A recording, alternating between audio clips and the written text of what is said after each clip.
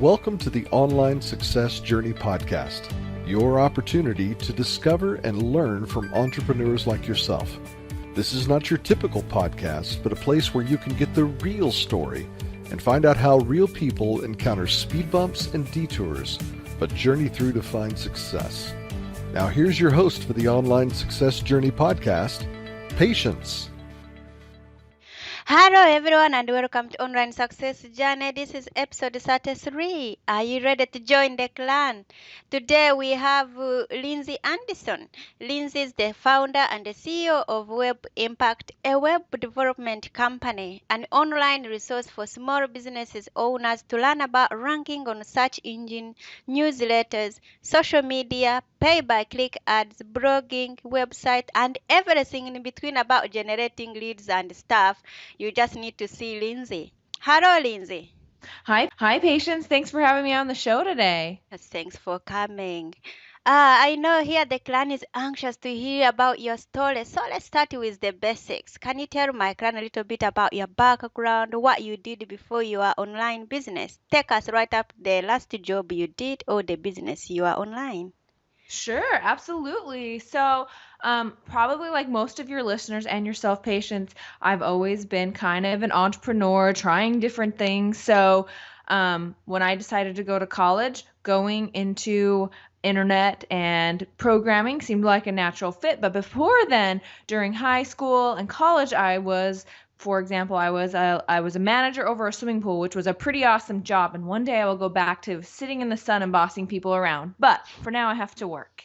So, for example, I'll just give you an idea of some entrepreneurial stuff I did. So I was managing a swimming pool. This was like way back when, right when the internet was coming out, but parents would come in and register their children for swimming lessons, and it was all by paper. I came up with the idea, we should create a piece of software that allows parents to do this online. And so I created my first company was actually a software company that I sold to swimming pools, allowing them to register children for swimming lessons online. It didn't work out that great because back then, most swimming pools did not have computers in their buildings because the humidity would actually ruin the computers. So I sold that to 4 or 5 pools, but a lot of them were like, we don't really have computers. Regardless, the cool thing about knowing so much about online marketing and being on the internet is you can try all these business ideas and it doesn't cost me very much. So that's what I went to college in.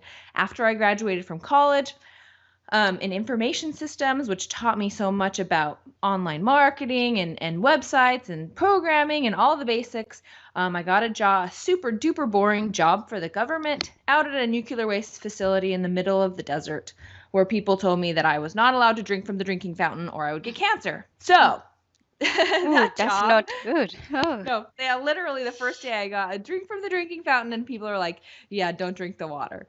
So that job paid extremely well, but it was super duper boring. For those who have ever had a government job, you have to have a lot of signatures before you can even change a line of code. So I was doing that during the day, and at night I was developing websites for companies in town, but I was charging like pennies an hour because I just wanted to increase my portfolio. So I was, like literally the first website I did was for this jewelry company in town that everyone knew, and I was so excited to get the account, but like they probably paid me 2 cents an hour to do that website. Again, it was my first, but it was awesome because it totally got me a lot of notoriety in town. And then came the day that it was like high-paying government job that I do not like, or just taking the jump and starting my own business. So I decided to take the leap, even though, the money wasn't the same or anything, but the freedom was pretty awesome. So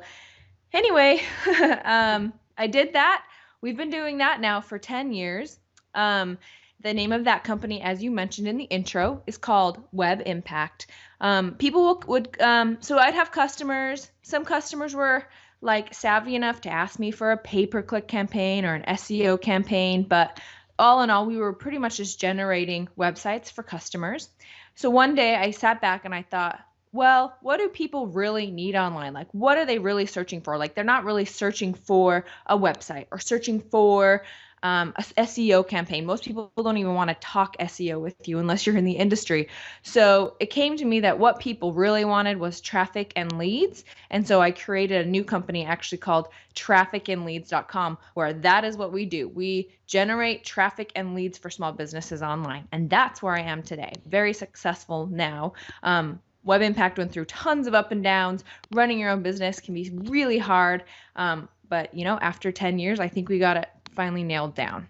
Wow, that's a great background, Lindsey. Long story. Oh, that's beautiful. We like to know all about you.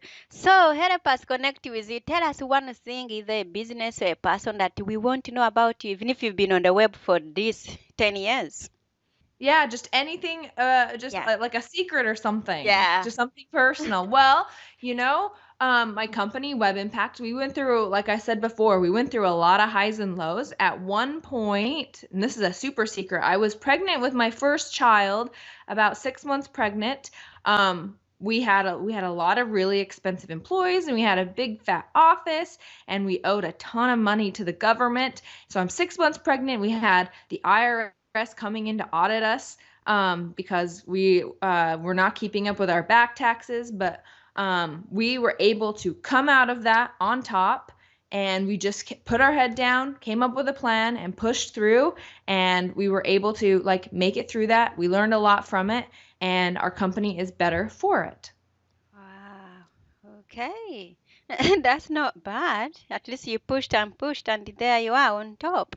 Motivation, you got to do it. Yeah. There's an answer to every problem, right, Patience? We try. Okay. People tend to think now you are successful, you've been in business for all these 10 years, and they think the sun is always shining, you don't have any problems. Did you have any setbacks, failures while setting up your business? Yes. So like I mentioned, we went through a lot of ups and downs. So we had that government job, and I say we because my husband actually works for me. He's not an entrepreneur at all. So I'm the driving force here. He would rather he's a 8 to 5 kind of guy, and will take orders, and he's a very talented programmer. So we make a pretty good fit. But so we were working at that government job, and at the government job, programmers made $75, $100 an hour. So when we hired our employees, we thought we were getting them at a deal for, say, $50 an hour, but we didn't have the income to pay them, but we were, because that's just kind of what we were accustomed to. So we had all this overhead. We had employees, we had an office. Obviously, that didn't work so well. So we tried something new, which was we downgraded our office. We sent everybody out to work from home because most of our customers were just online from all over the world. So we didn't really need a big office, and people can work from home. And now I have a handful of employees and a handful of contractors, and it works very well. But it took a ton of years to come up with that perfect mix of employees and offices and stuff like that. Wow. So Lindsey, how can we start generating leads right now? Give us your 2 or 3 ideas that will really work if we really practice it.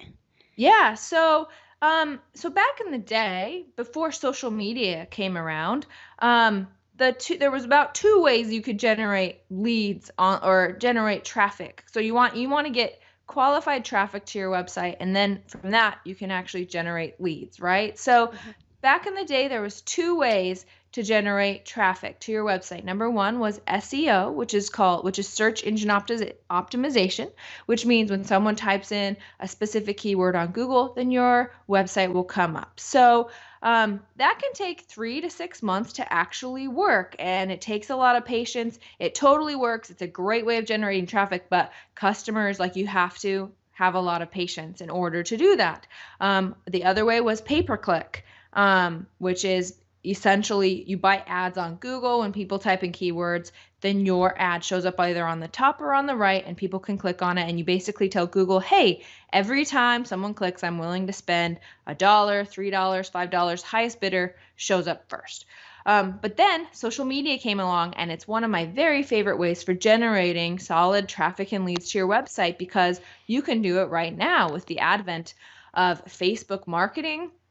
You can run ads to a very, very specific demographic, and I can get you traffic and leads today. So if you're asking me my favorite way of generating traffic and leads online, I would say it's definitely Facebook marketing, and you don't have to spend a lot of money on it. I have people literally spending $5 to $10 a day on Facebook, and they have a nice little stream of leads coming into their business. It's not expensive at all. Wow. I know, Declan, here we are anxious to hear about how you go through and in part 2. But for now, tell us, what do you think is the reason behind your online success journey? I would say definitely the motto of the story is going to be patience, perseverance, continual learning in the online marketing world. Even today, I spend a lot of time reading books and articles. I go to a lot of conferences. Everything is changing. You constantly have to be testing. So you have to put your head down and you have to be super duper consistent in order for online marketing to work. And you have to keep learning. Lindsey, we know that everyone online wants their needs met, their problem solved. My client also is the same, they're in the same boat. So what can you offer for us or to move our business forward, or what is your specialty online? Yeah, so it seems like small business owners, most of my clients, when they come to me, they know a couple things. They know they need traffic. They know they need leads. They know they probably, unless if they don't know this, then I will tell them they need this, but they need to generate a list, an email list, because email marketing is golden. So those are the three things people come to me, and they've heard so many different ways of doing that. They've heard SEO or blogging or social media or blabbing or periscoping, and I feel like they come to me and they've tried a little bit of all of this because it's kind of sold to entrepreneurs that this is the next big thing and this is the thing that's going to work. But really, they just don't know which way to go, where to put their effort. So at trafficandleads.com, we're kind of unique because, first of all, I understand the goals are traffic, leads, and building a list. And so essentially all of my clients are on what's called a month-to-month planning a consultation and execution plan. So at the first of the month, I sit down and I say, patience, let's look at your analytics. Let's do this. And we come up with a plan for the month. This month, patience, I think we should do a cool opt-in that does this. We should run some Facebook ads, and we should kind of redesign your website so when people come, they'll actually like opt in and understand what you do. At the end of the month, we go over the results, see what worked, see what didn't work, and plan for the next month, because every small business is different. So we take that on a month-by-month execution and consultation plan and help them every single month. Wow. Lindsey, tell us the online marketing secrets that every small business owner should know. Ooh, secrets. You know what? You don't need, so here, let me put it this way. You don't need a person like myself to do all of this online marketing for you. It's actually not that difficult. There are so many awesome tools out there that are so easy to use if you're just even a little bit technical. So in order to generate leads online, my number one advice would be, especially if you don't have money in your budget for a consultant, would be make sure your website looks really good. And there's so many different ways to do that. Squarespace or so many online site builders that will allow you to build a decent looking website. So make sure your website looks good. Make sure it looks good on mobile. And then I would just start blogging. Definitely, you can go to my website, One Click Lindsey, and find some articles on how to make sure your blogs are keyword friendly and picking the right keywords. But if you consistently blog, say 2 to 3 times a week, you post that on 2 of your favorite social media channels, and you're very consistent and you persevere, put your head down for 6 to 9 months, you can actually generate traffic and leads online without my help. Like, that's really the most important thing, and it will generate traffic and leads for you. Wow. So how can we use the web to produce sales without making even calls to call here? Because when you are starting, nobody knows you. So how do we even start calling? So what is your lovely idea to start without calling anyone? Yeah, my lovely idea, my favorite, especially for like a local, well, not even really that, but for local business and stuff like that, I would go create a Facebook page, a fan page. So there's a difference between a fan page and a personal page, but I would go create a fan page for my business. I would go into Facebook and I would run an ad for so the cool thing about Facebook is you can target people. So like, let's say you're selling something for pregnant women in California. You can go onto Facebook and say, hey, Facebook, show my ad to all mothers in California with 2 children at home who make more than $50,000 a year within a radius of 50 miles from San Diego. And Facebook will run that ad to them, and they will then like your page. Once they get to your page, I would start posting really, really valuable content. I would not sell anything, but I would be very helpful to your demographic. And just doing those steps right there will generate some phone calls. Wow. So all the whole internet now is changing, as you talked about. There is Twitter, Facebook, Periscope, YouTube, everywhere. We are all getting confused. So which one can we focus on? You can focus on whichever one. So they're all excellent platforms. I think a lot of business owners try like all of them. Like sometimes you go to a website and you see like 10 social media icons up in the corner. I would remove all of those because there's no way that you're focusing on all of them. I would literally pick 2. I'll give you a hint. One of them should be Facebook. The other one can be Twitter if like you like to send out tweets and interact that way. I have some customers that are just on Facebook and Pinterest because they sell online, like they are a clothing store. So Pinterest is a natural fit for them. I have some that love to take picture. I have a wedding dress dealer and she loves Instagram because she likes to show her brides in her dresses. That's a perfect fit for Instagram.